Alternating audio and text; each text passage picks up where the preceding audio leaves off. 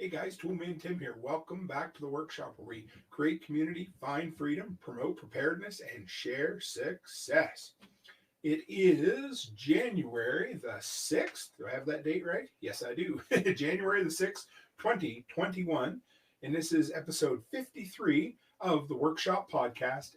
And it's the fifth episode in our ongoing Repairedness series. This been about a month, so we're back getting. We've had a few live streams here on YouTube, but this is the first one back. Also simulcasting on the Prepper Broadcast Network. So hopefully anybody over there listening can hear me clear. And yeah, first off, guys, it's great to be back. I took I don't know, 2.5, 3 weeks off of making content. It was enjoyable, but about I don't know, halfway in, 10 days in, I was starting to get itchy and antsy and missing you guys, and it was time. And I just realized you guys probably can't hear me at all because my microphone's sitting over there. So let's try this again. Sorry, guys. Anyway, yeah, so if you caught that, great. It's probably going to be a little quiet on the recording. We'll see what we can do. Good start, Tim. Anyway, so first off, announcements. For those listening over on PBN, we hit 3,000 subscribers. The workshop YouTube channel hit 3,000 subscribers just before the end of the year. I had a goal to hit it for January 1st, and we hit it on December 31st. Sorry about that up for anything. You'd think I'd know this by now. Anyway, number 2, guys, this one's super, super exciting. I am now part of a collaboration or a podcast collaboration of a bunch. Yeah, Brian says no more time off. Ain't that the truth?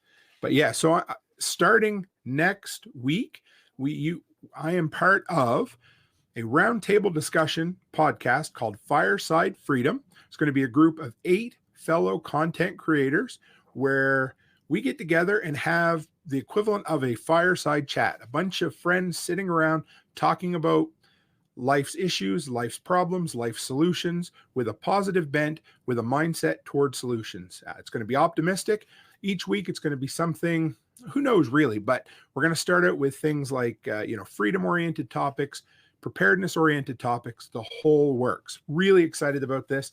That's going to be live every single, it launches January 11th. 6 p.m. Mountain Time. I try to keep all these times straight for you and make sure I get them right for you. It'll be in the show notes afterwards as well if you want to check that out. And then finally, for any of you who are new to the workshop or just hanging out or if you're over on PBN and you want to find out a little bit more about who this ugly feller up here on the live stream, got a face for radio, whole bunch of different social media links you can check out, but I am always on Instagram, MeWe, Float, Facebook, Telegram, YouTube, Odyssey, and of course, you can catch me in the chat room on Element through PBN as well. But yeah, so if you'd like to follow up with me, keep going. Absolutely. All right. So tonight, guys, I'm really excited. We're going to talk about home heating and what to do when it all goes to hell, or at least when it's not working and you really need heat. There's so many things. Like in Alberta, it's literally a matter of minutes sometimes. Like this, we have basically been up here we're going on 2 weeks, at least 10 solid days with only one day where it was warmer than the mid minus 30s as the daytime high. So that can be an absolute, meaning of life or death for sure. It looks like we got some spammers in here tonight. I don't even know what their names are, but that's great. Nice to see you guys. Come on in, say hello.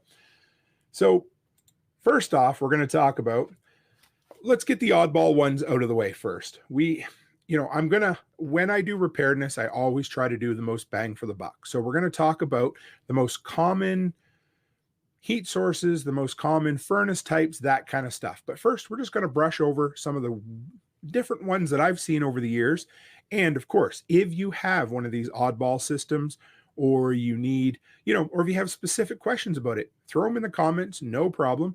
Or if you want me to do a follow-up specific video, you want to email me, send me information at therealtimcook@gmail.com. That's the easiest and quickest way to get a response from me. But yeah, anywhere you want, follow up with me and I'll definitely hit you up.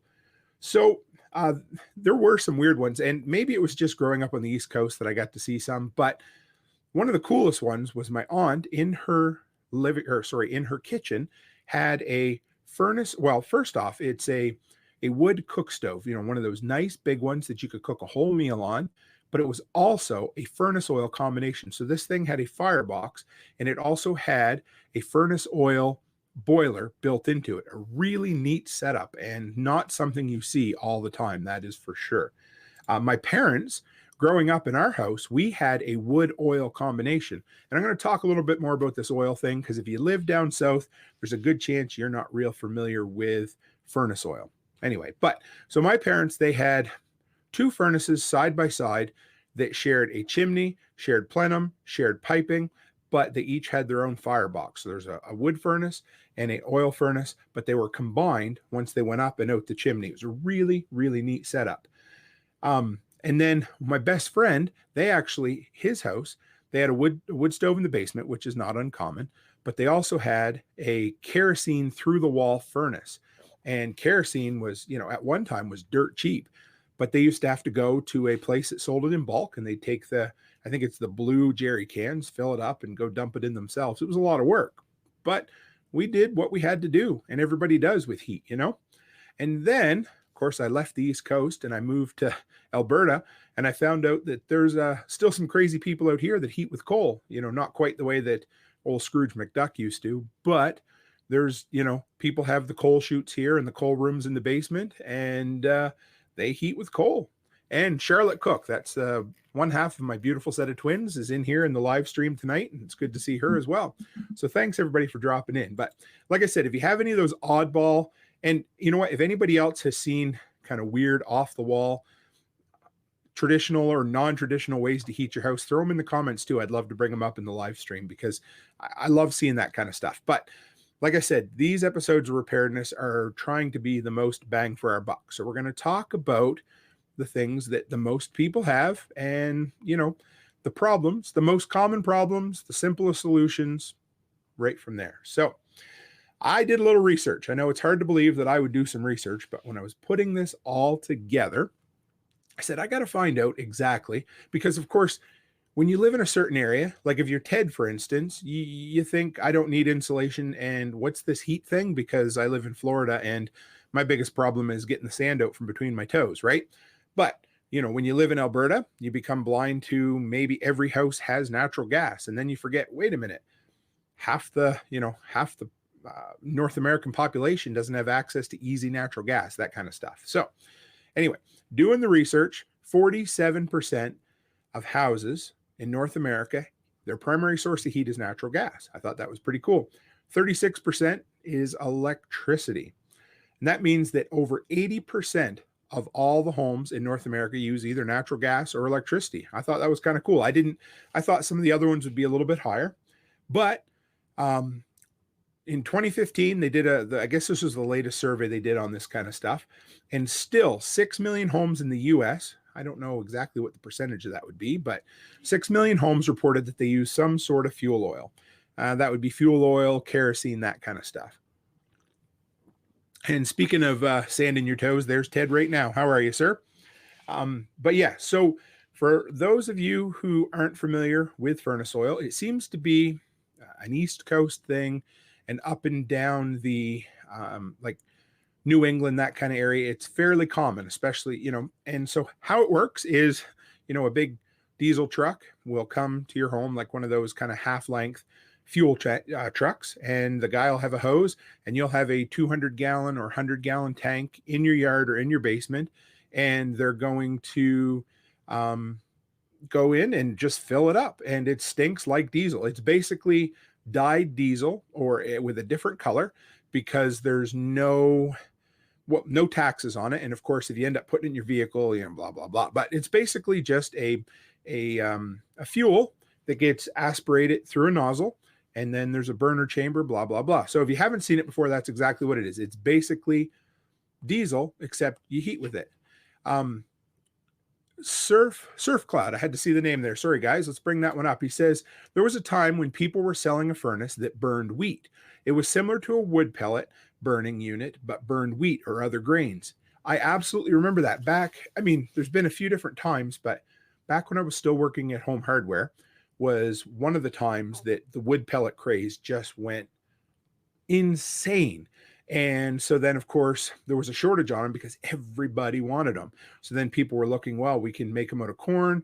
We can make them out of, like you said, wheat. There was a whole bunch of different ones. And yeah, I think it's cool. I like wood pellets. I had a friend who had a wood pellet stove with a glass door in the front, and it's really, really sharp. Brian from the Lots Project said, we're on propane in the house and wood propane combo in the trailer. Yes, that has got to be one of the most original things I've seen is if you guys follow the Lots Project, they actually have a small wood stove in their camper trailer, which is incredible. And of course, Ted says he's got to take a pass tonight. He can't remember the last time I needed heat. We could trade. I could maybe pass some of my minus 30 weather down to you. Maybe we could, like, I don't know, get it on the jet stream or something like that. So yeah, anyway. So a few disclaimers before we really get in. You guys know I'm no expert. Even though I'm on the expert council for the Survival Podcast, it doesn't make me an expert. It just means I failed more than some people. But that being said, first thing, always develop your troubleshooting skills. You guys are going to get tired of hearing me say that because it's true. Troubleshooting skills are one of those things that can go all the way across the board. So if you learn how to troubleshoot a computer, you can learn how to troubleshoot a furnace, you can learn how to troubleshoot a sump pump, plumbing, the works. So if you can develop a mindset for troubleshooting, it's going to make your life a hell of a lot easier. So how do we do that?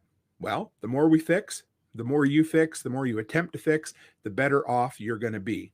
Absolutely true.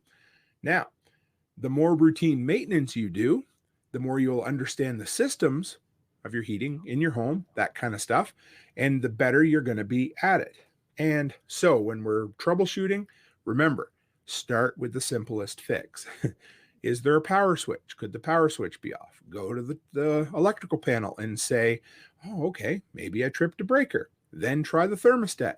Then see if it's getting fuel. You know, what did Sherlock Holmes say? I think the simplest answer or solution is usually the problem. And yeah, I will admit it. I don't know if I've told you guys this story before or not, but I went to a rental that I look after, could not get the furnace to light for nothing. And it was cold outside. And so I called in the furnace repair guy because I was nervous that things were going to freeze. And, you know, $150. And 3 minutes later, he called me up laughing. He said, do you know there's a main shutoff switch over there on the wall? I said, you know what? I did. And he's like, well, it must have got bumped and it was turned off. And I said, well, there's a good cheap, a good inexpensive lesson for Tim. So always start with the simplest thing when we're troubleshooting. And like I said, routine maintenance, when you're doing all the routine maintenance on all your systems, that's when we're going to learn the things that we need to know to get better. And you're gonna be like, okay, well, when I put the furnace filter in, well, that's the blower chamber. And then I see the blower motor and I might see the belt and I might inspect the belt to see if there's any cracks in it or if it's starting to get dry rot or something. And then you'll know how the system works. So that's how it goes. Know where your shutoffs are. And I don't just mean electric, water, and gas. Before you work on any of these systems, only do what you're comfortable, or maybe I shouldn't say only what you're comfortable with, but don't try to do something that's so far out of your comfort range that you're going to be totally lost and never want to do it. Yes. Oh, yeah, this is great, guys. So, Van Druzan, I might have that wrong. So check for power. Oh, and use a multimeter and a contactless test too. Yes, that can save you so much time. I have a little Klein power pen that tells you whether there's any life to it or not. That's super easy. I have a circuit breaker continuity tester as well. Both of those are great. Surf Cloud said, had to troubleshoot last week. The intake on my natural gas furnace froze up. Now I keep an eye on it. Absolutely. That's funny. You know, it's one of those things that you would think, well, I mean, I guess if it's on the outside, that can happen. But a lot of times, especially the colder it gets, the longer a furnace has to run, the more it's prone to that kind of stuff. just kind of neat. So thanks for sharing that, Surf Cloud. I'm actually going to talk about things freezing up a little bit later on too. And, it's funny that we think that, something that generates heat can freeze up, but it's true. Like I said, never work on live systems. Also, even though this is, worst case scenario, shit hits the fan, I have to handle this myself. 9 times out of 10, if it's an absolute emergency, have a number on hand for a guy you can call. Whether that's to get him out there in the middle of the night to fix something for you because you got no heat or no power, whatever it is, or simply somebody you can call and pick their brain and be like, hey, I have this problem. I'm kind of panicking. Can you calm me down for a minute? And can you help me out? Repairedness rocks. Hey, James, how are you? If you can hear me over on the audio, just want to make sure everything sounds good over on Spreaker as well. But if anything ever happens, we always have redundancies, right, guys? We all know about that. So got 2 feeds, 2 recordings. That way, in case some dummy forgets to put his microphone in front of him, you know how it is. But like I said, here's the big thing. I never want you to put yourself in a situation where you jeopardize the safety or health of your family. And so one rule of thumb that I have taken on, and I do a lot of maintenance, and if the weather's nice, I'll do a lot of tinkering with a furnace. But if it is like it is right now with this drop dead, minus 35, minus 40, minus 50 with the damn wind chill, and it doesn't matter if it's night or day or whatever, I am going to call an expert in. If it's something I can't fix in 10 minutes, I'm calling them in because, like I said, in Alberta, it's minutes, not hours. And just because I live here where, the cold can literally kill your face doesn't mean that some things can't be an emergency to you guys as well. So keep a contact number, know what your after hours contact is, make a relationship with your local heating guys. Even if you just go in to pick up parts for yourself, just shoot the shit while you're in there and say, hey, what are you up to? What are you doing? Pick people's brains, that kind of stuff. This is a good one. See, you guys, I know that somebody leaks my notes before I do the show because you guys always talk about the things in my notes, but it's true. Check the filter too. A lady at church forgot to change her filter for 2 years. It cost her a service call and a filter to get the heat back on. Yes, absolutely. And we had, I'm going to talk about this a little later too, but we had a duct cleaning company, not like Quack Quack Duck, but furnace duct cleaning company come in this year because we just bought this house a year ago and it had been a rental for a long time and there had been no routine maintenance. And I guess he was kind of scared that the whole blower assembly was even still working because there was so much dirt and dust in there. And, talking about things freezing over and stuff, my in-laws, my brother-in-law, sister-in-law, they just had a few years back, they just had their first kid and they woke up in the middle of the night and their house was freezing. They live in a mobile home and they really didn't know a whole lot about anything. So they called the after hours emergency line and sure enough, he came out, looked up on the roof and their entire chimney cap had frozen over. Of course, the colder it gets, the longer the furnace keeps going, the more ice and snow can build up there and it drips down and eventually it can literally clog itself off. So that's something to look up for as well. And that is scary. Also, though, here's another thing. And this is where the 2 is 1, 1 is none, 3 is a guarantee kind of setup, this whole prepper mindset that we need to have. If we do have a backup system, so say you have Mr. Buddy heaters, depending on where you live and what you have, maybe you have a wood stove, whatever. If you do have a backup heating system, that might mean the difference for you between having an after hours on holiday call for a service call and being able to get by until, normal business hours when the service call is just the normal hourly rate.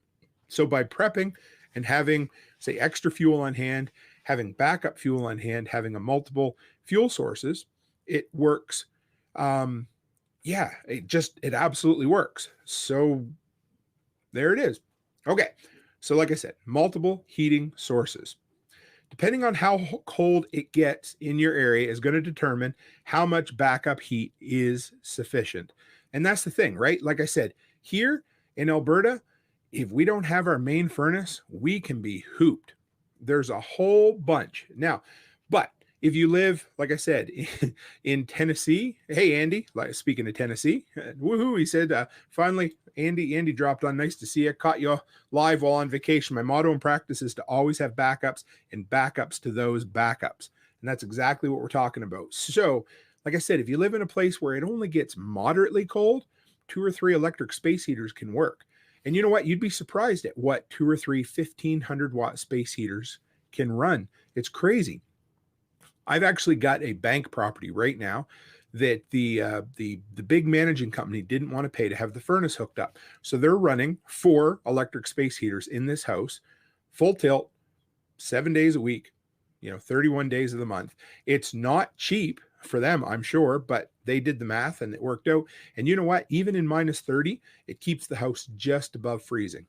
So you'd be surprised at what it could be. Now, in a place like here, a lot of people have a wood stove as their backup in their basement or in their living room. It looks nice, but it also heats your house and it's an off-grid kind of option.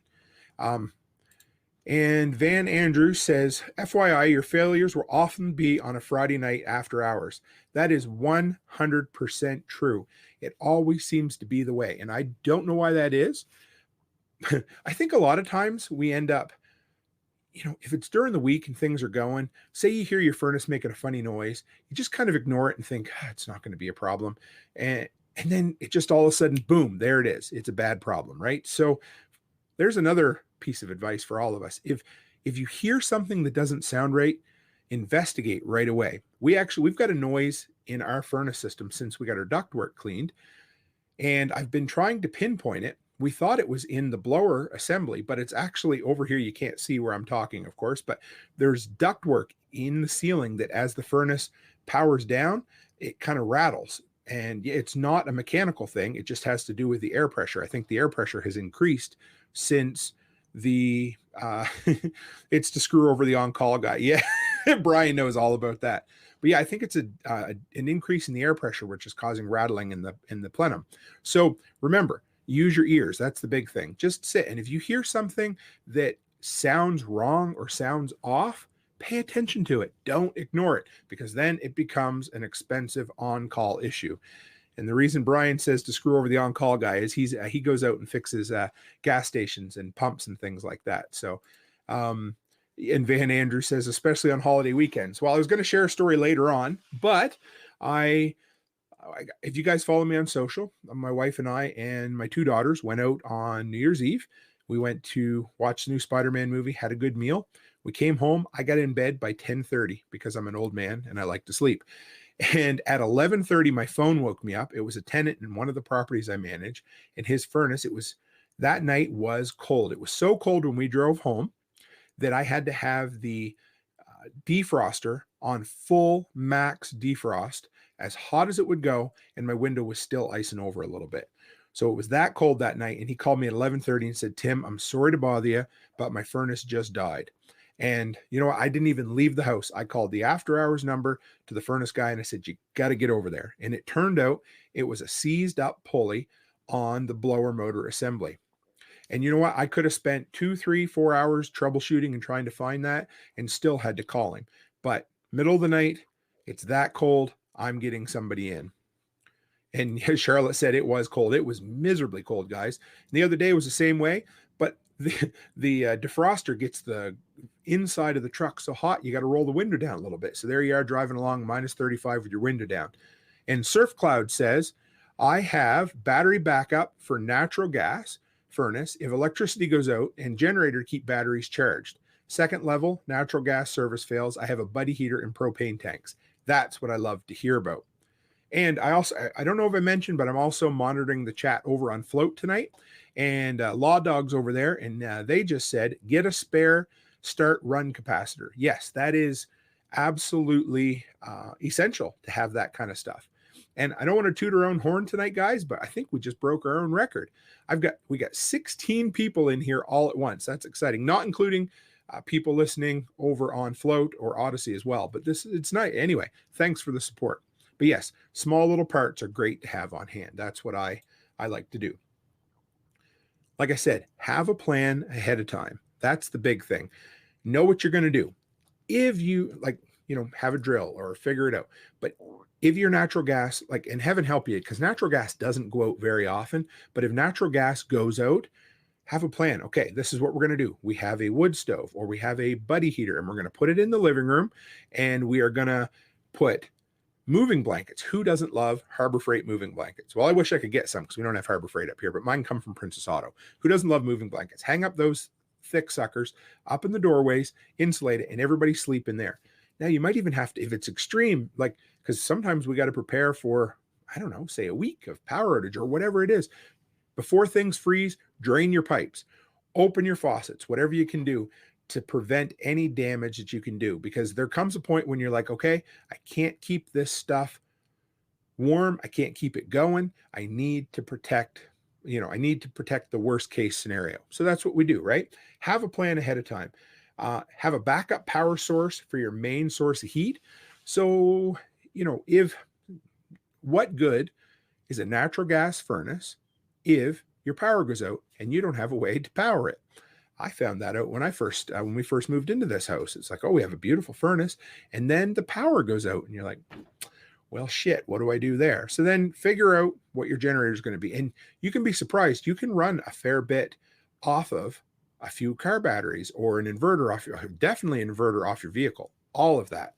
And Van Anderson says, and this is a great one, as far as electronics go, and I got to say, in my limited experience working with electronics, that tends to be sometimes the ghost in the machine, the thing. And I bet you Brian can talk about this too, but when you get error codes on circuit boards or flashing light codes, it can be a pain in the ass. However, like Van Anderson says, as far as electronics go, the circuit board will flash trouble codes. Learn to read them and Google the code and fix.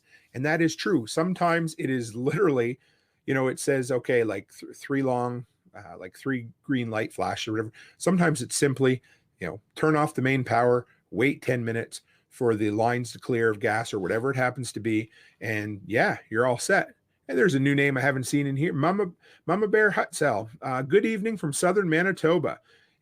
Minus 31 here tonight. Yeah, we are right in the same boat. And Chris Dixon is here as well. Nice to see you. We got a couple of Flatlanders in tonight. Nice and cold. We all know about that, don't we? All right, so the nitty-gritty of tonight, what we're going to talk about, you're like, Tim, you've already been going a half an hour. Well, we have to intro the stuff, but yeah. So the nitty-gritty, we're going to talk about the most common heating systems, and then I'm going to give you 5 quick common repairs that just about anybody can do themselves to empower yourself, the simple things and the most common things that you can repair so that you can get yourself going. So first off, and for anybody who is new to, hey, Ryan Collette's in here tonight too. Nice to see you, sir. It's a balmy 14 degrees in Kansas. Hey, I'll take that. I definitely take that. So when we're looking at heating systems, there's going to be 4 main parts in a heating system. And I don't want to get bogged down in the technical. So if you have questions, throw them at me. I'll try to throw in some weird stories as we go along. I promise I won't make any of them up. But yeah, so 4 systems. You got the fuel. That's the stuff that you burn. The circulation. That is how the heat gets from one place to the other in your home. We have the combustion. That's how the system burns the fuel. And then we have the controls. That's as simple as the thermostat that runs your heating.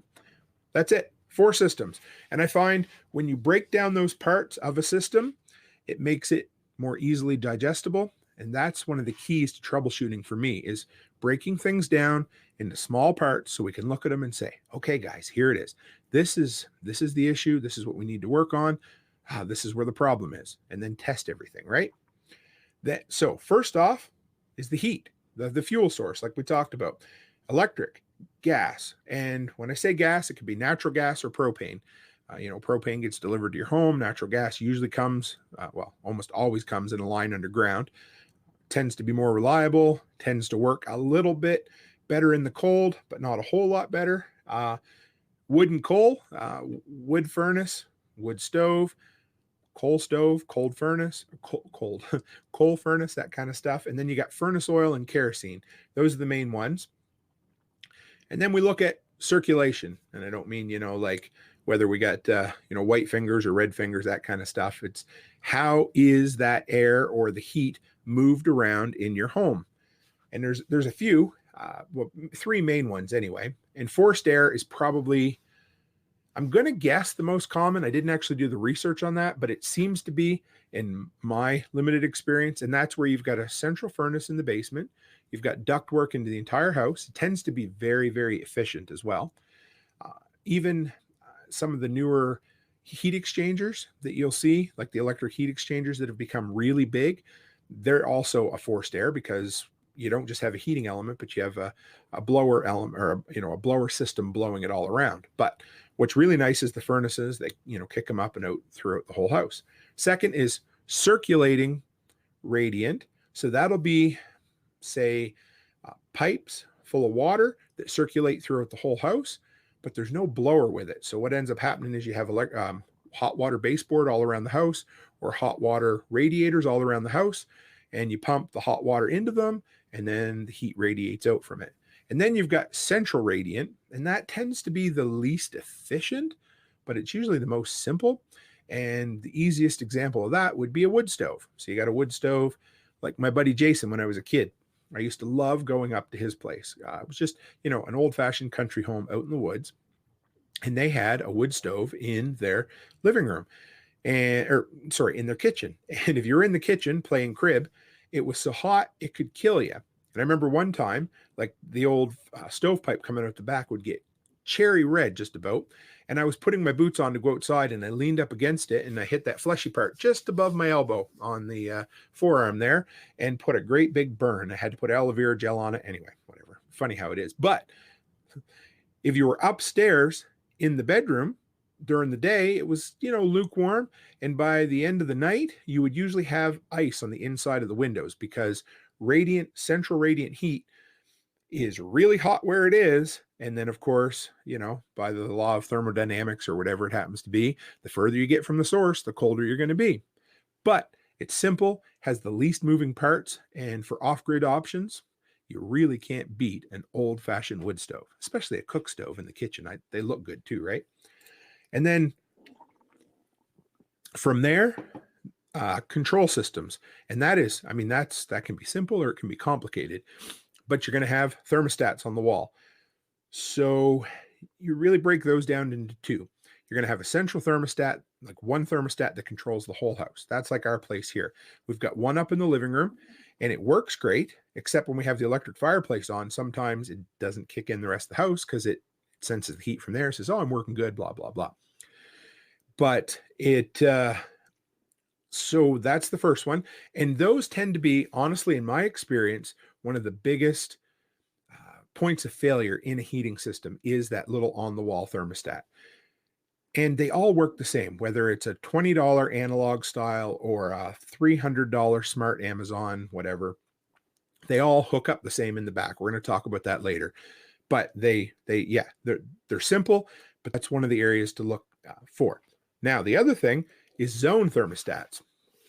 That tends to be like electric baseboard heaters might have, each room has its own thermostat, or circulating heat pumps, boilers, that kind of thing.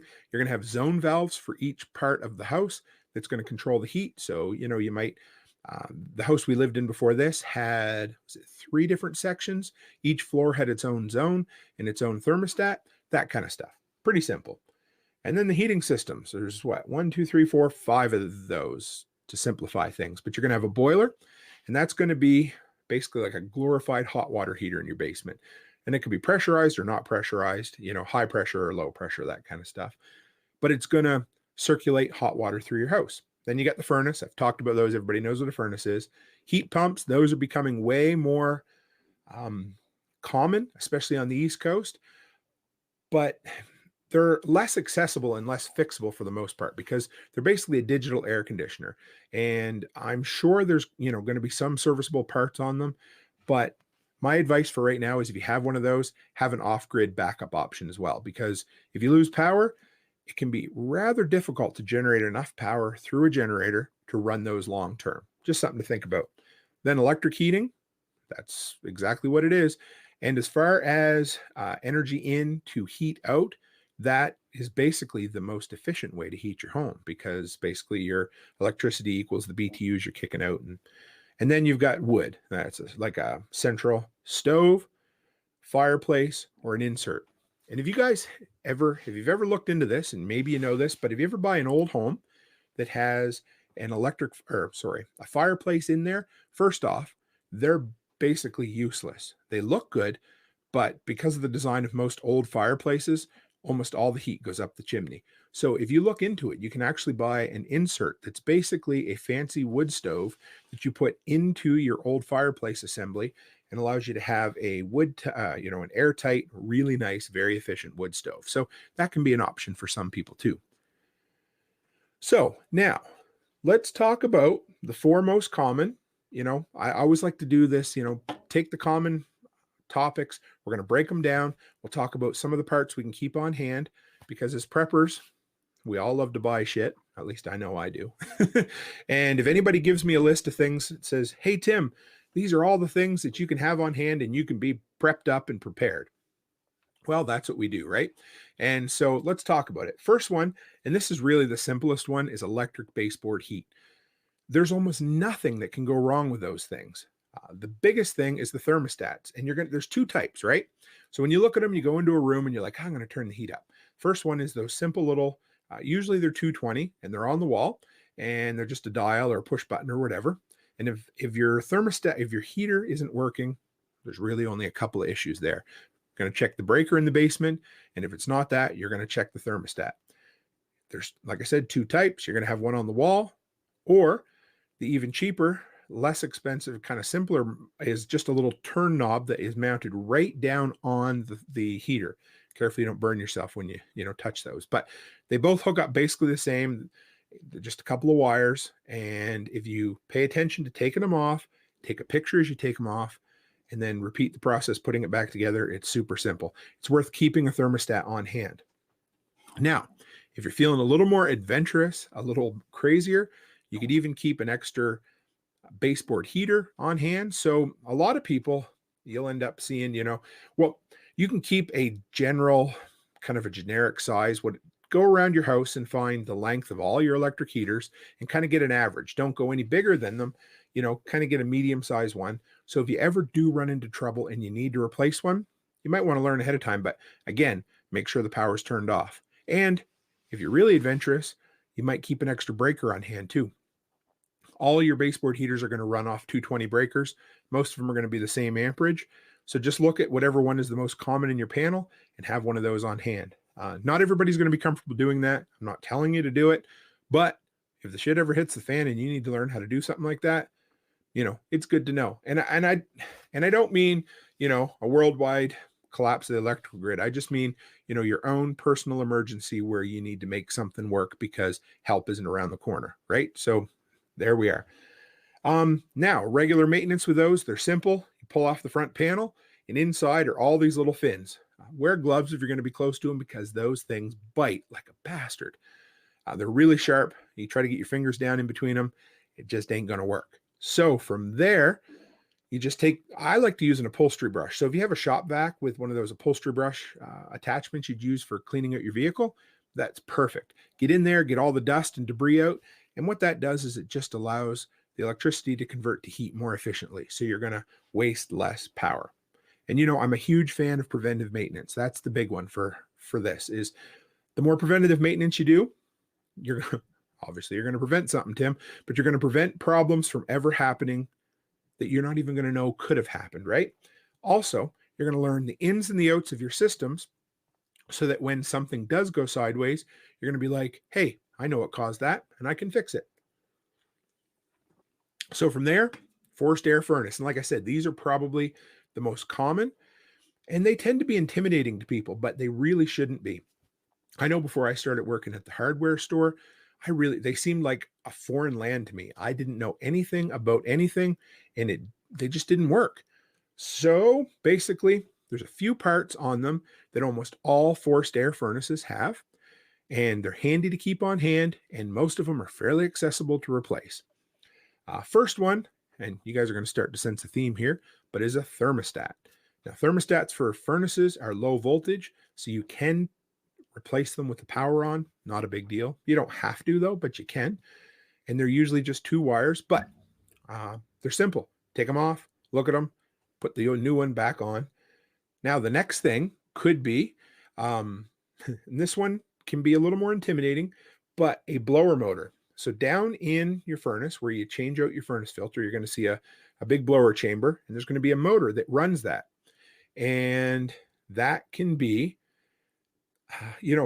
that is a little more expensive. They used to be cheap. Like I remember the days when they were under $100 to have a new blower motor, but now, they're $200, $300, $400. But if you're going to be using that furnace long-term and you have any concerns at all about the age of the motor, or it might be just making a funny noise, keep one of those on hand and know how to do it. Brian says filter. Yep, that's important too. I got that down here and it is deadly important. Now, pulleys. You're going to have 2 pulleys in there typically. You're going to have one on the blower chamber, I guess we're going to call it, the thing that spins around and actually creates the air. And you're going to have one on the motor as well.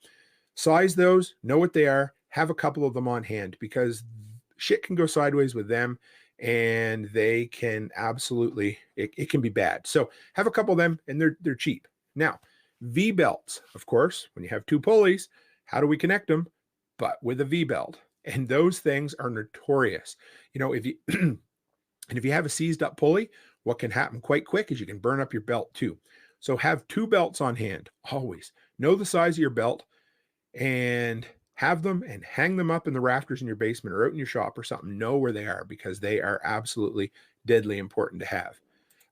Michael, I'm going to butcher your last name if I try it, but Schmook, sorry about that. It says backup plan. If heat goes down, we currently have a fireplace. Excellent. That's awesome. That's it. But you know what? That's okay. And the best part is he has lots of seasoned wood for burning and standing trees on the property. Plan to upgrade to a stove insert. Absolutely. I love wood stove inserts. They're expensive, but they're certainly a way to upgrade an existing infrastructure without having to make any serious changes. That's what I love about them. And I also love hearing this too. Working on the generator to house hookup. That's huge. I love it. That was the big thing we did this summer at my place. Got to have a generator. I mean, I know you don't have to, but boy, it sure seems like this day and age, that's almost a necessity. And this is a cool, this is worth the price of admission right here alone, guys. But Brian from the Lots Project said pantyhose in a pinch work for a filter. And yeah, they would. That's a great idea. I like that. And that's thinking way off the grid. I don't know the last time I wore a pair of pantyhose, but I'm sure I could find a pair around here. Now, if it's a gas furnace, have an extra igniter on hand. I grew up in an area that didn't have natural gas. So when I moved out here, I'm a dummy. He meant as a belt. And you're right. Yeah, I guess they would work as a filter as well, but no. Yeah, pantyhose would work as a belt. And yeah, absolutely. Hold my pants up too. But yeah, sure it would. Just tighten them in. I've never seen that done, but if you had them cinched in tight enough on the pulleys, that would absolutely work. I like that idea. Gas furnace, have an extra igniter on hand. If you haven't changed one before, they're, again, super simple. But find out what kind of furnace you have before the igniter goes and order one and have it on hand. We keep extra igniters on hand for each of the furnaces and all the rentals I look after. And now I know how to change them. It's usually just as simple as a couple of screws and a couple of wire connectors. And that's it. Michael says, I've used 550 cord for belts as emergency before as well. Yeah, paracord, that kind of stuff works great. Ryan says long lighter to light a pilot or cheat the thermocouple. Absolutely. And you know what? Sometimes you need long enough that even the long barbecue lighters won't cut it. I've run into that. I've ended up having to go out and get those fireplace matches. They tend to be a little bit longer and they will work in a pinch. Yeah. And Brian says there'll be a code display of some sort. Yeah. Oh yeah. Code displays. They want to kill you as far as that goes. And Van Anderson says, be extremely careful with a spare igniter. Yeah, that's right. Because I believe they're a porcelain or some sort. And you are absolutely right. When they come packed, they normally come packed in like a styrofoam inside of a well-packaged box. So just set them on a shelf where they're never going to go anywhere because you're absolutely right. You can wreck those things just like that. So be careful. Super good advice there, man. You guys, this is awesome. This is the best part of doing live streams, is getting all the feedback from you guys so I can share it immediately out there with the community. I love it. Regular maintenance. You guys know I'm a boring old man who loves to talk about doing routine maintenance, but you know what? Preparedness is preparedness is prevention, and that is the big thing in regular maintenance. Have multiple filters on hand. They're cheap insurance, and they're gonna make it easier for you to breathe. They're gonna make it easier for your furnace to run properly, and they're gonna extend the life of that entire blower assembly and everything. Because if not, it works harder. Yeah. Replace your filter monthly, whether you need to or not. But thank you. My daughter says I'm not a boring old man. Well, I know I'm an old man, and that's okay. And Chris Dixon says pantyhose will get you through a belt replacement too. Yeah, that's great. I love that. And thank you, Charlotte. See my daughter there. She looks out for me. So replace your filter monthly. Have multiple filters on hand. And something we've started doing this year, and we're going to do yearly from now on, is have your ductwork cleaned. Now, one caveat there: for whatever reason, duct cleaning companies seem to be sketchy as hell, and there's a lot of scammers out there. So do your research. Like, I've heard so many bad stories of guys coming in and butchering up people's plenum and piping in the basement. They'll cut big holes and leave it, or not do what they say they'll do.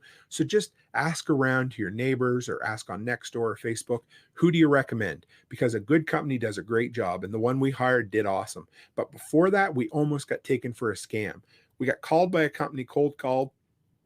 They said they were representing the company out of the city. I called the company in the city. They had no record of these guys. So just be careful, but find a good duct cleaning company that you can rely on and deal with them. Van Anderson says, when igniters operate correctly, they should be bright orange. A dull red is not good enough. Absolutely. And don't touch them with your fingers to make sure they're working. Not that I've done that, but you know how it is. Now, the next thing is keep an eye on your chimney in the winter. Of course, the cap, look for ice and snow buildup, and then be an old-fashioned chimney sweep. Inspect your chimney and clean your chimney on a regular basis. And if you've never learned how to do it, buy the gear, because if you're paying somebody else to do it, you can buy yourself a bunch of those fiberglass poles and the proper type of brush.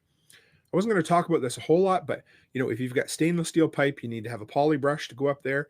And if you have the old clay line, which most insurance companies don't want anymore, you need a metal brush. But learn how to do it. There's a lot of ways to do it, but there are, you know, most people traditionally used to go up on the roof and go down. But one thing you're going to find out is with those the chimney cleaning style, those fiberglass rods, they're actually flexible enough. You can do them from a clean out in the basement on a 90-degree angle. Just go slow, work your way up. And if you get clogged up with creosote and soot and that kind of stuff, pull it back down, let it all drop down. You know, don't let it get in your face too much, but just know how to do proper maintenance on your furnace and your chimney. Have a CO monitor on hand, guys. This is super deadly important. Anytime we're dealing with combustibles, and that can be a byproduct of it, you know, we don't want there to be, how awful would that be to be completely prepared and then end up going to sleep and not waking up for the simple insurance of a $20 or $30 CO monitor? So have one or two. No, and this should go without saying, but this is something I had to learn when I moved to Alberta as well. It's how to relight a furnace, at least a gas furnace, right? It's absolutely worth knowing. Know how to bleed the line. So if you have natural gas, you know, say the company came like one day, they had to come and do some work on mine. Now, what's nice is they offer to come in and bleed your lines for you. But if they don't, say they had to come and change out your meter outside or something, know how to bleed that out.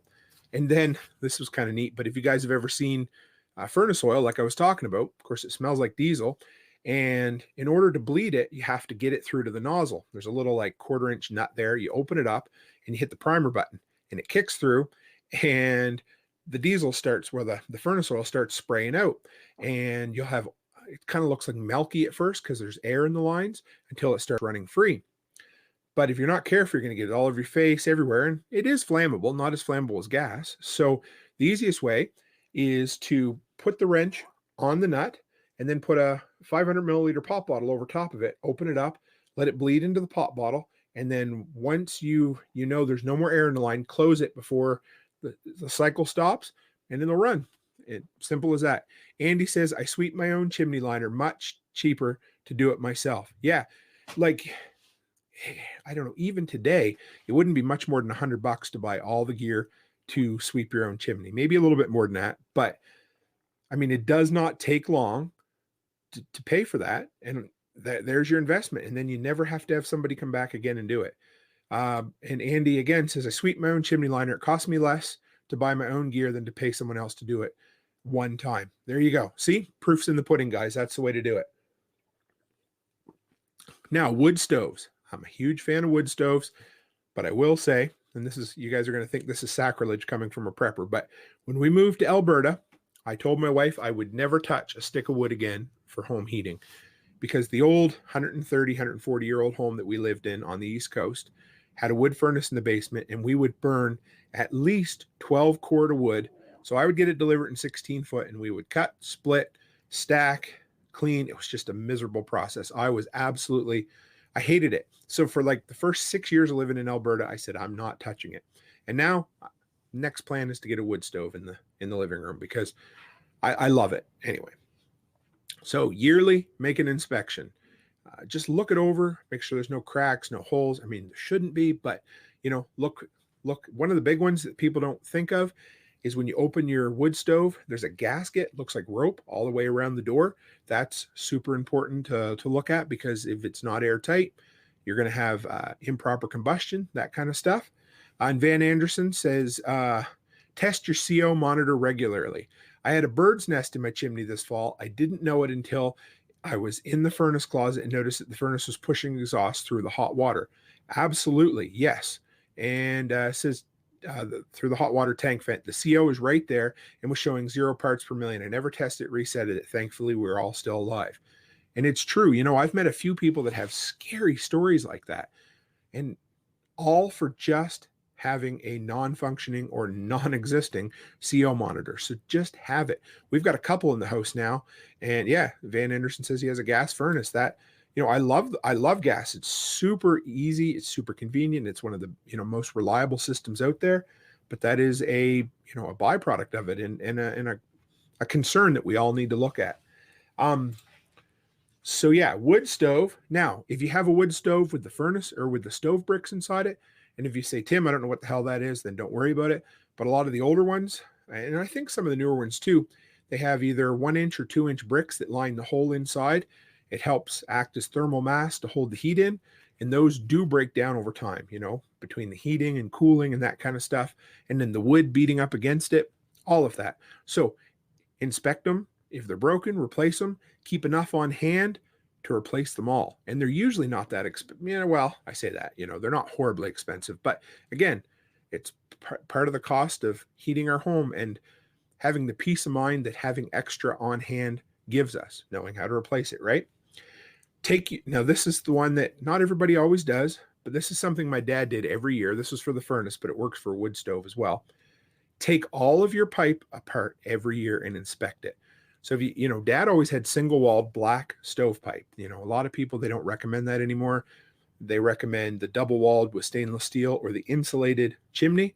And if you do have insulated chimney, keep an extra length on hand, because it's pretty rare, but they have been known to rust through. Have an extra chimney cap on hand. That's the thing that's going to get you by. You're going to have a wicked windstorm and your chimney cap's going to blow away, or the rain and stuff's going to beat down on it, whatever. But have an extra cap, have an extra length of chimney. If you use stovepipe, have enough stovepipe on hand to rebuild whatever the run is from your stove to your chimney. Like I said, Dad used to take that apart every year. He'd clean everything out, tap it all out. And when he was done, he would come upstairs, and for the next 3 days, whenever he'd blow his nose, it would be pitch black like a coal miner. So wear a mask when you're doing that. He would tell you that now too, but we just never thought to, right? Burn dry wood, that should go without saying. One quick thing though is, if you ever find yourself in the worst case scenario and you have no dry wood to run through your furnace or wood stove, you can actually cut ash and burn it straight off the stump. So if you have ash wood around, it's still going to bubble and sizzle a bit, but you can get good heat out of ash, even freshly green. So there's that, right? Hot water heat. Now, this is a tricky one, guys, because there's so many damn hot water heat systems out there, but there's still a few little things that we can have on hand or look at, and the more you learn, and of course, this is just the highlights. Like, we're just going to take the tops of the mountains here and talk about, the most common things. But whatever your systems are, part of being a prepper is learning those systems inside and out. So get a book, go on the, University of YouTube and learn about your whatever heating systems you have. Know them inside and out so that you can repair them, tear them down, fix them up, keep the parts on hand. Now, I know you're going to be surprised by this one, but keep a thermostat on hand for hot water heat. Most hot water heat furnaces tend to be 3/4 inch copper. So either know how to solder and keep 3/4 inch copper pipes on hand, or in a pinch, have some shark bite fittings. I love those. If you look back, now a lot of the skills from the previous episode we did on plumbing will transfer to this. So I'm not going to talk a lot about it. You can always go back and listen to that. But if you need them, they're there.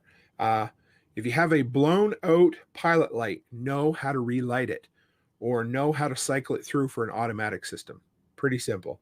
And here's one that not a lot of people think about or hear about, but a lot of the newer boiler systems, they have a condensate drain line.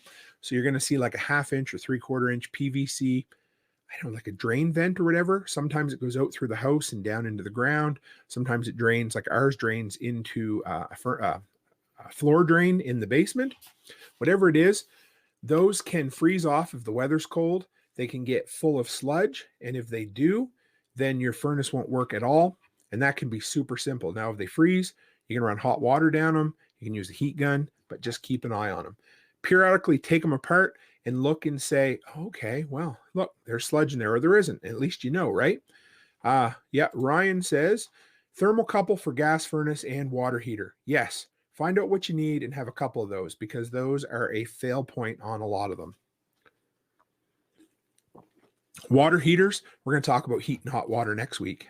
So kind of from one to the next, but in this cold weather, it's good to know how to keep our heating systems going. Now, wall radiators, that's part of the system too.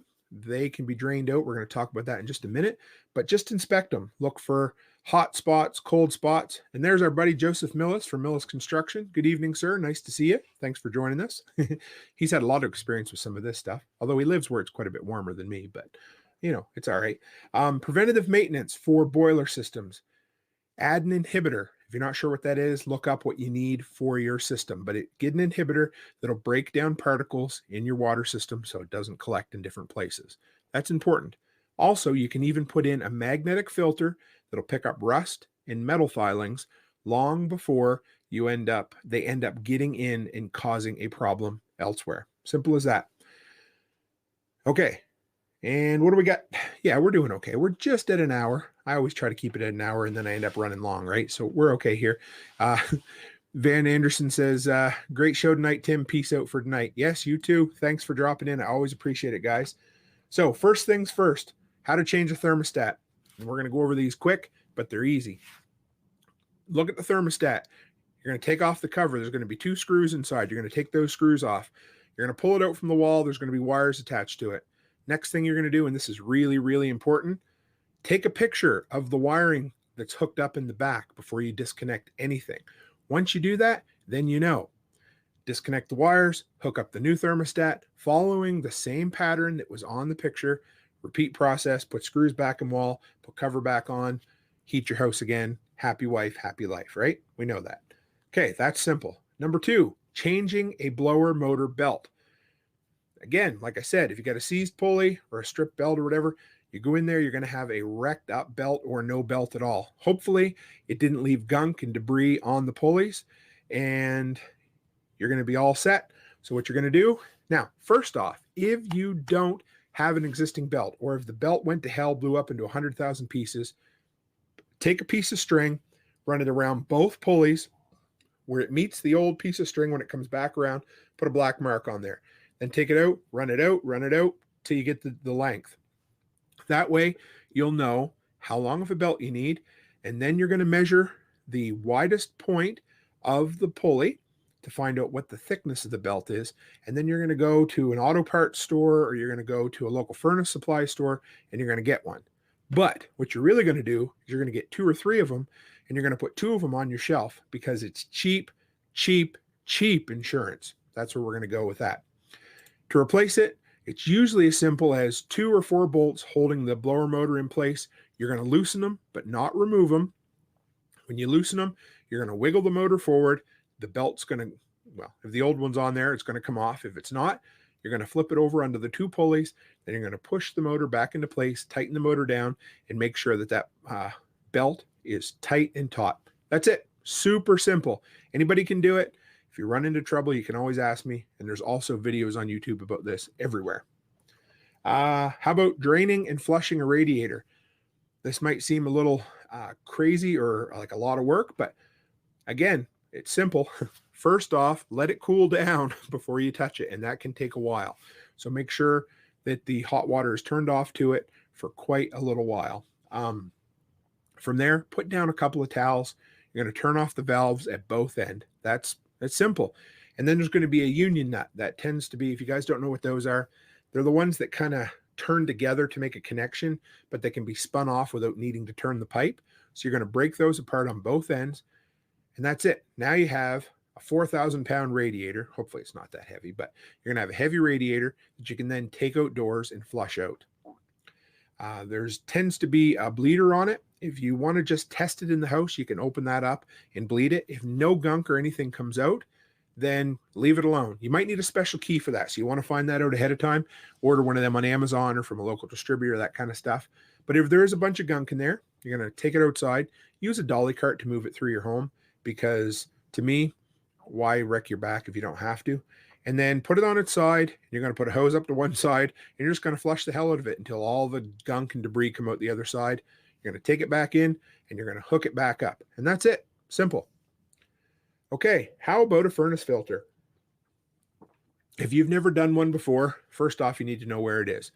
Tend to go down to your furnace and slide open the chamber at the bottom.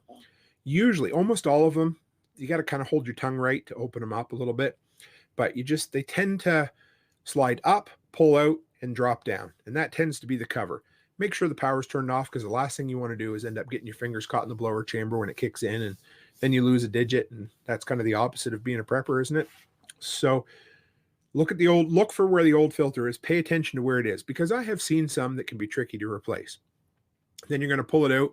You're going to try not to gag because it hasn't been replaced in 6 months, and it looks like, I don't know, like the inside of a dust bucket or so. It's just miserable. So, try not to shake it up or anything. And hopefully you have some on hand, but if you don't, you're going to look and you're going to find the measurements on it. It's going to say something like 12 by 25 or 24 by 20 or whatever.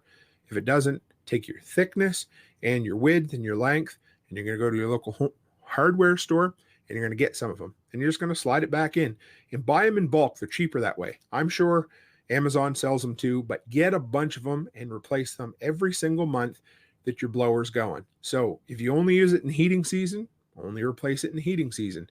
But if you're like us and you also use it for central air in the summer, then you need to replace it 12 months of the year. And it is cheap insurance, trust me. And the last one, and this one is simple too. If you ever use a wood stove and you've never done this, it's a fun project to do, but replacing the door gasket. So like I said, when you open up a wood stove, open the door back. If you ever wondered what makes the seal, it's a fiberglass rope. I'm sure back in the day they used asbestos, but they don't anymore. And it runs all the way around the inside channel, and it squishes up. Yeah, Brian says we change ours monthly.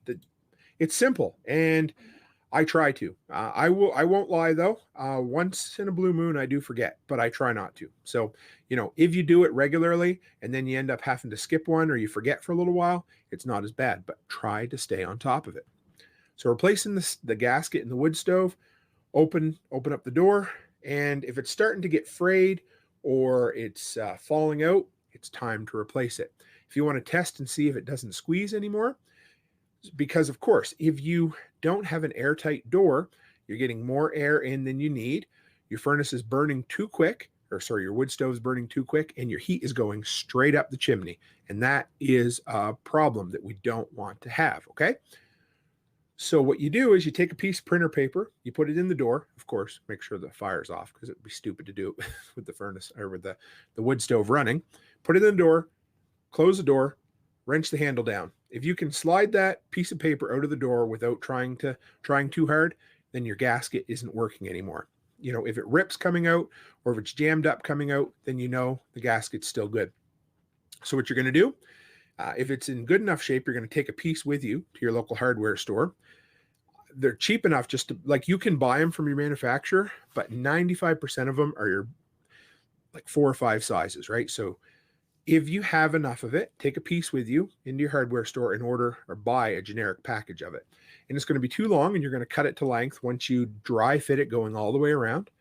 You want to clean out the old channel that's there, and that's simple.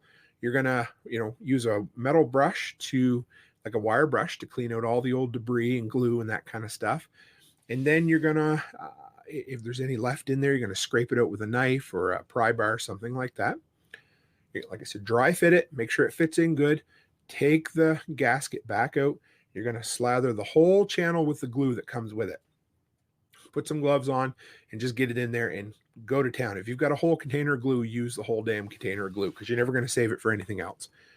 Then you're going to put the gasket in, going to bring it all the way around, and where the 2 butt ends meet, you're going to put a bunch more glue in there, and that's it. And then what you're going to do is you're going to close the door, you're going to wrench the handle down, and you're not going to touch the damn thing for 24 hours minimum.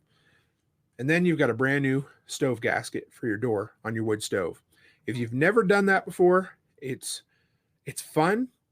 It increases the efficiency of your wood stove, and it could end up saving you quite a bit of fuel in the run of a winter. And it's simple. That's what I like about it. So guys, I hope this wasn't too deep of a topic tonight. I covered a ton of information. I wanted to get it done in about an hour, and we did pretty good. We're an hour 6. Pretty happy with that. But if there's probably enough here, I'm going to end up doing a second episode on this down the road, but I promise you I won't kill you with 2 back-to-back episodes on home heating. We'll switch it up and we'll talk about home water heating instead next week. But yeah, so if you have any questions about this kind of stuff, send them to me. If you have very specific kind of niche topics you need to know about, I could do a whole episode on that, or I could answer you specifically just one-on-one. I don't mind either. But we're probably going to end up doing a second night of this down the road. Take care, Brian. Nice to see you. So where am I heading for the rest of the week? Where can you find me? If you guys are interested, this Sunday on my YouTube channel, if you're watching here, great. If you're on PBN, check it out. I'd love for you to drop by sometime. 7 p.m. Mountain Time. I've got Tom from the Small Scale Life podcast coming on. It's going to be fun. We're going to talk about starting businesses, making big changes in life, and where we go from there. Looking forward to it. He's like my brother from another mother. I've never met him in person, but every time we talk, we have a connection. I enjoy it. It's really nice to chat with him. And next Thursday, the easiest place to find me is right on PBN with another episode of Repairedness, this time on hot water heating. And of course, it's also on the YouTube channel, Float and Odyssey, multi-streaming everywhere. And finally, guys, tomorrow on PBN itself, Prepper Broadcast Network, if you want to keep hearing top quality preparedness content, the easiest way to do that is to tune in tomorrow right here on PBN. You're going to get The Strange Truth with podcaster and author Carl A.D. Brown. He always has a lively discussion, and it is centered around Christianity, preparedness, and the news stories nobody else wants to touch. And Joseph, he says, great topic to cover. You wouldn't believe some of the filters I dig out of rentals. I can only imagine, my friend. I really can't even imagine, but it's got to be a good one. All right, guys, thanks Mama Bear for dropping by. Guys, first off, I always like to tell you this, but you guys only have so much time in the run of a week, and I appreciate that you're willing to take an hour and hang out with me in the workshop because it makes it worth it. This is all. I love doing it. I love teaching. I love the interaction with you guys. So guys, as always, stay happy, stay healthy, and have a great week.